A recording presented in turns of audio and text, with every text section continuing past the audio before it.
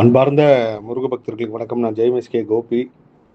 இந்த குரல் பதிவு எது சம்மந்தமானதுன்னா, தனிக்கா தெய்வ குழந்தைக்கு இன்னைக்கு மிஷின்லாம் ஃபிக்ஸ் பண்ணுறதுக்கு எல்லாம் டாக்டர் முதற்கொண்டு எல்லாருமே தயாராகி எல்லாருமே இன்னைக்கு ரெடி பண்ணி இன்னைக்கு ஜூலை 10ஆம் தேதி மாலை 5 மணிக்கு டைம் கொடுத்துருந்தாங்க.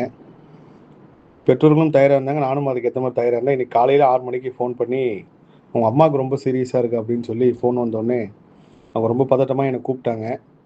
நான் அவங்ககிட்ட சொன்னது 2 விஷயம் சொன்னேன். ஒன்று, நீங்கள் அம்மாவை பார்த்துட்டு வந்து மாட்டுங்க. அப்படி இல்லைன்னா நீங்கள் அம்மாவை பார்க்க போங்க, குழந்தைய இங்கே விட்டுட்டு போங்க. கண்டிப்பாக அவங்க மாட்டி அதுக்கப்புறம் உங்கள் வீட்டுக்காரோ இல்லை உங்கள் அண்ணனோ தம்பியோ கூப்பிட்டு வருவாங்கன்ட்டு. ஆனால் அவங்க ரொம்ப, இல்லை சார் அம்மாவோட கடைசி மூச்சு போயிட்டுருக்கு, வாங்க அப்படின்னு சொல்லி கூப்பிட்டாங்க சார், அதனால் நான் கண்டிப்பாக போய் ஆகணும் அப்படின்னாங்க. ஸோ இதில் திரும்ப நான் உணர்றது என்னென்னா, இயற்கை ஒரு கணக்கு வச்சுருங்க. அந்த கணக்கு எப்போது நடக்கணும்னு இருக்கோ அப்போ தான் நடத்துது அப்படின்றது கண்கூடாக கண்ட உண்மை. எல்லாமும் இருந்தாலும், எல்லா வசதியும் இருந்தாலும், எல்லா சூழ்நிலையும் நம்மளுக்கு சாதகமாக இருந்தாலும், இயற்கை என்னைக்கு அனுமதிக்குதோ அப்போ தான் எல்லா விஷயமும் நடக்குன்றது இது இயற்கையோட பெரிய ரகசியம். நான் பல சம்பவங்கள் இதில் பார்த்துருக்கேன். வற்புறுத்தி ஒருத்தர் கோயிலுக்கு கூப்பிட்டு போகிறதும், எங்கேயோ போனவர் திடீர்னு அந்த கோயிலுக்கு கூட வர்றதும், அதே போல் எல்லா வசதியும் இருந்து சில பேருக்கு மனசு வராது. எந்த வசதி என்னாலும் சில பேருக்கு உதவி பண்ணுன்ற ஒரு மனசு வர்றதும், இன்னும் எத்தனையோ சம்பவங்கள் சொல்லிட்டு போகலாம்.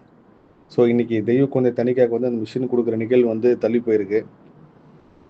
இதுக்கும் ஏதாவது ஒரு இயற்கை ஒரு காரணம் வச்சிருக்கும். அதை என்னைக்காவது ஒரு நாள் நம்மளுக்கு உணர்த்தும்ன்றதான் பெரிய உண்மை. கொடுப்பதும் முருகனே, கொடுக்க வைப்பதும் முருகனே மாதிரி முருகப்பெருமான் இன்னைக்கு நான் கிருத்திகை அன்னைக்கு கண்டிப்பாக அந்த குழந்தைக்கு போய் சேர்ந்துடணும் அப்படின்னு சொல்லி ரொம்ப எதிர்பார்த்துருந்தேன். விரைவில் இன்னொரு நாளில் கொடுப்பேன். அதை நான் கண்டிப்பாக பதிவு செய்கிறேன். எல்லா புகழும் முருகனுக்கே. நன்றி.